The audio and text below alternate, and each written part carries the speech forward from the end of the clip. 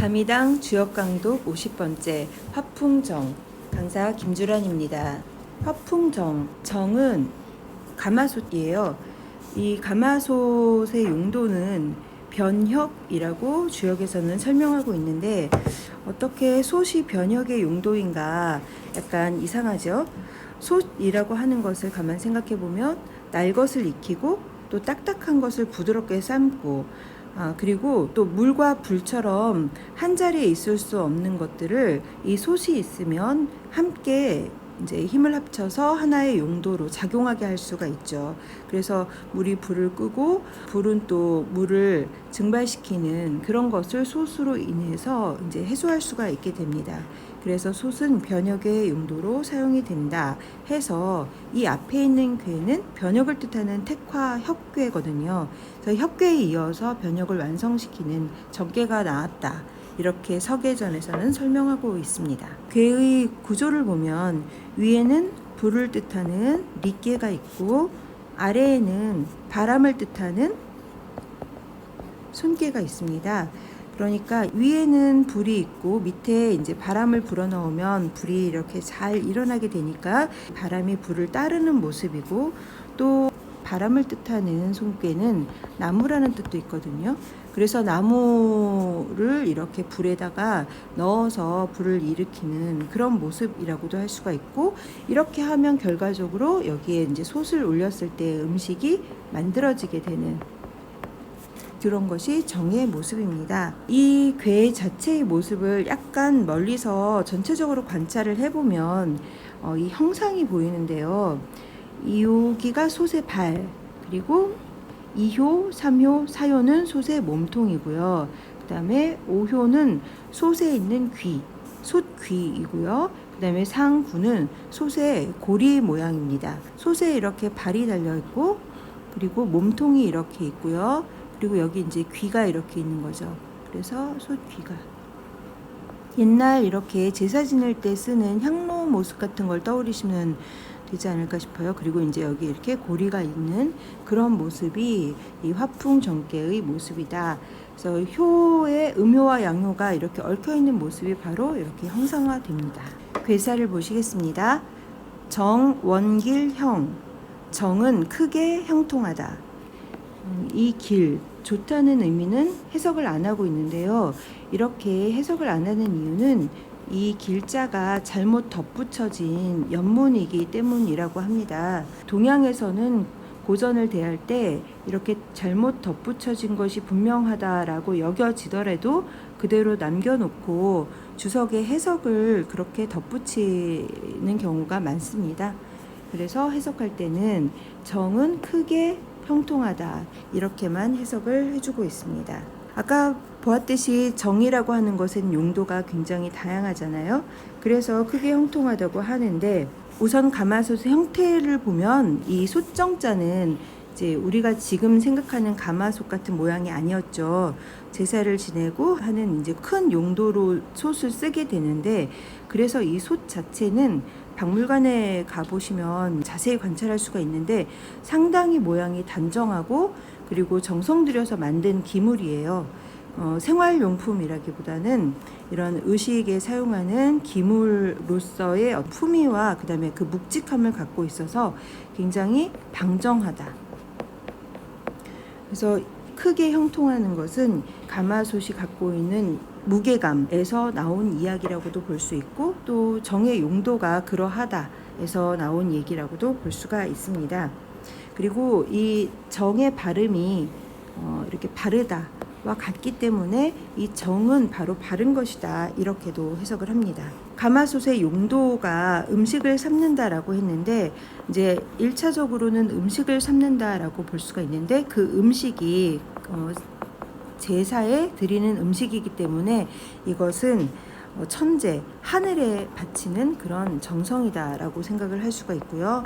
두 번째는 이게 제사를 통해서 이제 하늘에 바치는 것 말고 이 음식을 성인들이 성현을 기르는데 쓴다. 그러니까 어떤 재물이 있고 음식이 있으면 그것으로 인재를 양성할 수 있기 때문에 정의 용도는 이 두 번째 의미도 크다고 보겠습니다. 이제 효사를 보도록 하겠습니다. 초육, 정전지, 이출비, 득첩, 이기자, 무구. 초육은 솥에 발이 뒤집혔습니다. 그리고 비, 나쁜 것을 쏟아지게 하였는데 그래서 그것이 해로우냐, 이롭습니다. 나쁜 것이 나왔으니까요. 그리고 첩을 얻어서 그 사람을 도우니 허물이 없다. 이렇게 해석이 됩니다. 솥의 발이 뒤집어졌고요. 더러운 것들은 나왔고 그 다음에 이야기가 조금 달라지는데 여기서는 이제 첩을 얻어서 그 첩이 이 주인을 돕는다. 그럼으로써 허물이 없어진다는 내용입니다. 뭔진 몰라도 좋은 것 같은데요. 내용을 조금 더 자세히 보면 여기서 이 솥의 발은 아래에 있는 거죠. 아래에 있는 거기 때문에 이 괴에서 초효는 솥의 발에 해당하는 것입니다. 그래서 이렇게 생겼었죠. 그래서 솥발처럼 생겼죠. 그래서 초육이 솥발인데 이걸 왜 뒤집어졌다고 하느냐, 바로 있는 거 아니냐라는 생각이 들 수 있어요. 근데 이 초육효는 구사효와 정응을 이루잖아요. 그래서 이 초육효는 구사효를 향해서 보고 있다. 그래서 뒤집어졌다라고 해석을 합니다. 이렇게 뒤집어진 결과 더러운 것이 나와서 깨끗하게 되었고 그 다음에 이 초육효가 바로 여기서의 첩이에요. 그렇다면 이 돕는 이 기자는 여기 정응인 이게 첩이면 여기는 이 구사가 되겠죠. 그래서 초육은 구사를 향하고 있기 때문에 이 첩을 얻으면 주인 구사효에게 도움이 된다라고 볼 수가 있습니다. 적절한 사람을 얻은 거죠. 구이, 정유실, 아구유질, 불화능즉길. 속에 가득 음식이 있지만 나의 상대에게 병이 있으니 나에게 다가오지 못하게 하면 길하리라. 구이효는 솥 안에 내용물이 있는 거예요. 이제 발이 있었고요. 이제부터는 솥이 되는데 요 안에 내용물이 있는 겁니다. 구이효는 양효이기 때문에 이제 내용물이 있다. 그러니까 이 말은 이 구이효가 재능을 갖고 있다라고 생각을 해볼 수 있겠죠. 그런데 아구유질, 나의 상대, 나의 짝에게는 병이 있어요. 여기에 맛있는 음식이 있는데 좋은 것들이 있는데 나에게 다가오는 나의 짝에게 병이 있으면 이 음식들이 상하게 되잖아요. 그래서 나의 짝이 누구인가를 살펴보면 구이는 원래는 6,5와 정응이죠. 구이는 6,5와 정응입니다. 그런데 여기서의 그 가까이 있는 상대는 초6인 거예요. 초6이 가까이 있기 때문에 원래의 바른 짝이 아니라 이 상대가 오게 될 경우 이 상대는 병이 있는 상대라고 보고 있는 거예요. 그래서 나에게 다가오지 않도록 해야 합니다. 이렇게 할 때 길합니다. 구이호가 초6을 가까이 하지 않고 원래 짝인 6,5에게 다가가야 함을 이야기하고 있는 효입니다. 9.3 정이혁, 기행색, 치고불식, 방우, 휴회종길. 솥 귀가 바뀌어서 9.3이 나아가는 것이 막히고 기름진 꿩고기를 먹지 못한다. 그러나 비가 내리게 되면 9.3이 부족한 것을 뉘우친 것이니 결국 길하게 된다. 9.3은 솥 귀가 변했습니다. 혁. 9.3에서 귀는 과연 무엇이냐면 초6이 있고요. 9.3, 9.4 그리고 6.5. 6,5효가 바로 솥의 귀입니다. 그래서 이 귀가 변했기 때문에 9.3효는 앞으로 나아가서 솥 귀에게 다가가려고 하지만 이 솥 귀가 바뀌었기 때문에 6.5는 이제 군주잖아요. 근데 군주의 의향이 바뀌었다면 9.3효는 나아갈 수가 없게 되겠죠. 그래서 그 나아감이 막히게 된다. 나아감이 막히게 되면 이제는 등용이 안 되고 자신의 재능을 세상에 펼칠 수가 없다는 뜻일 텐데 그것을 치고불식이라고 표현하고 있어요. 치는 꿩고기고요. 고는 거기서 기름진 부분을 이야기합니다. 그래서 자신의 재능을 펼침으로써 받게 되는 어떤 녹봉과 지위가 치고겠죠. 그것을 먹을 수가 없다. 여기까지는 이제 구3에게는 막힌 상황인데 구3이 휴회, 자신의 모자라는 것을 반성을 하고 그 다음에 자신이 모자라는 것을 반성을 하게 되면 뭔가 변화가 생기게 되고 이 막힌 것이 풀리게 돼요. 그것을 방우라는 말로 표현하고 있어요. 바야흐로 비가 온다. 비라고 하는 것은 음과 양이 만나서 이제 하나가 되는 것이죠. 그래서 9-3은 양이고요. 나아가서 6-5는 음이 되고 9-3이 아까 막혔던 6-5를 만나게 되는 것. 그것이 방우라고 표현이 되어 있습니다.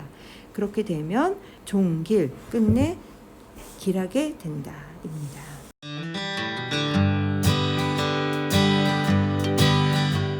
구사, 정절쪽, 복공속, 기형악, 흉, 솥의 다리가 부러져서 군주에게 바칠 음식을 엎었으니 얼굴이 붉어지고 흉하다. 이런 뜻입니다. 구사가 이 솥의 발은 아니에요. 구사는 오효의 바로 아래에 있는 대신의 지위이죠. 높은 지위에 있습니다. 대신은 아무리 자기 능력이 뛰어나도 능력이 뛰어남은 이 효가 양효라는 것에서 알 수 있습니다. 양효이기 때문에 재능이 있고 양강하다. 하지만 아무리 뛰어난 신하일지라도 자기 혼자서 이 세상의 일을 다 감당할 수는 없고 대신은 그래서 훌륭한 인재들을 많이 등용해서 적재적소에 앉히는 게 대신의 중요한 임무입니다. 그런데 이 대신이 지금 사효가 이 초효하고 정응이잖아요. 이 일을 초효한테 맡긴 거예요. 그런데 초효는 아직 미숙하고 또 음효이기 때문에 음효합니다.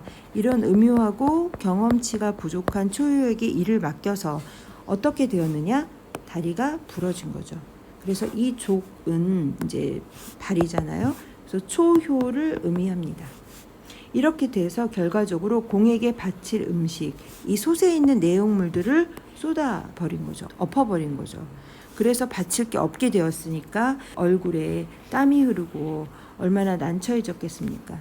그렇게 되니까 그것은 참으로 흉하다. 군주의 신뢰도 보답하지 못했고 자신의 할 일을 하지 못했고 사심으로 인해서 일을 그르쳤기 때문에 부끄럽게 되고 흉하게 된다. 이런 게 구사입니다.